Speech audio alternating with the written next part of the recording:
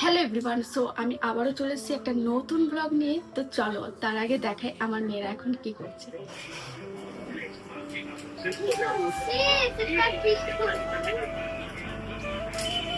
ওই কি করছিস? হ্যাঁ, খেলা করছিস? কার্টুন দেখছিস না? এটা তাকাই দিকে একটু হাই করে দে। না, হাতে করে হাই করে দে। দেখি এইদিকে এইদিকে তাকিয়ে।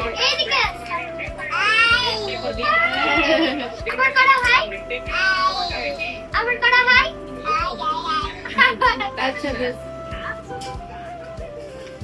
তো এখন আমি আমার মেয়ের জন্য সাবু রান্না করবো। তো চলো রান্নাটা করে নিই ঝটপট। আমি ভাবলাম যে সাবুর খিচুড়ি করে দিই, যে দুই বোনে খেয়ে নেবে, কিন্তু বড় মেয়ে বলছে যে না মা, আমি সাবু খিচুড়ি খাবো না, আমাকে পায়েস বানিয়ে দাও। তো ভাবলাম যে দুজনকেই তাহলে পায়েসই করে দিই, ওরা যখন খেতে চাইছে। তো দেখো পায়েসটা কিন্তু অলরেডি আমার একটু হয়ে এসে, এটা ফুটিয়ে এলে আমি নামিয়ে নেবো। এদিকে আমি পেঁপে, গাজর, আলু সব কেটে রেখেছি। এই পনিরটা এখন রান্না হবে। আমি রান্না করে চেয়ারটা নিয়ে এলাম। আমাদের বাড়িতে যিনি দুধ দিতে আসেন, ওনার কাছ থেকেই আমরা পনির নিই বেশিরভাগ।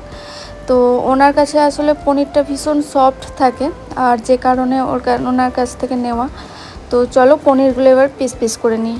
আমার ভীষণ ভালো লাগে জানো তো, এই যে ব্লগটা হচ্ছে একটা প্যাশন। তো কথা বলতে বলতে কিন্তু আমার পনিরটাও কিন্তু কাটা হয়ে গেছে। তো ব্লগটা আর বড় করছি না, ব্লগটা এখানেই শেষ করছি। ভালো থাকবেন, সুস্থ থাকবেন, ধন্যবাদ। আবার দেখা হবে নেক্সট ব্লগে। চলো টাটা।